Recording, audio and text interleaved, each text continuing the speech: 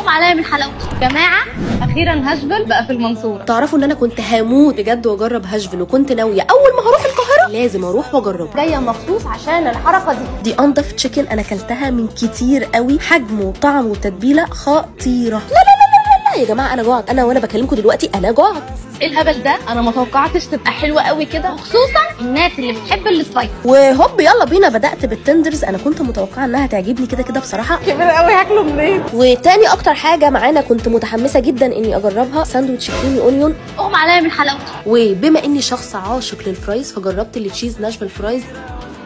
في الدماغ، بتضرب هنا في الدماغ. استنوا يا جماعه احنا لسه مخلصناه. نيجي بقى لل3 نيو ايتمز اللي انا اصلا رايحه عشان اجربهم اخيرا يا جماعه، ولاول مره ناشفيل تشيكن بوراك مش بصدور. اللي غنيه بقى. هم 3 ايتمز جداد، بتكون فرايز كده عليها صوص وورك كبير جدا، وكلهم عليهم جبنه براطه محشيه صوص مختلف. اول براطه جربتها كانت الهاني سبايسي، بصراحه ما كانتش من مفضلاتي قوي، على عكس المنجوانا والبلو تشيز كانوا تحفه بجد، الطعم واصل لحد اخر فتفوته.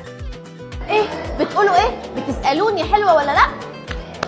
طب تعالوا دوقوا بنفسكم وانتوا تحكموا. ودي كانت تجربتي مع هاشفيل، اتبسطت جدا بالاكل يا جماعه. حبايب قلب رزونه، لو اختفيت ما تقلقوش، انا كل يوم هنا بايته في هاشفيل.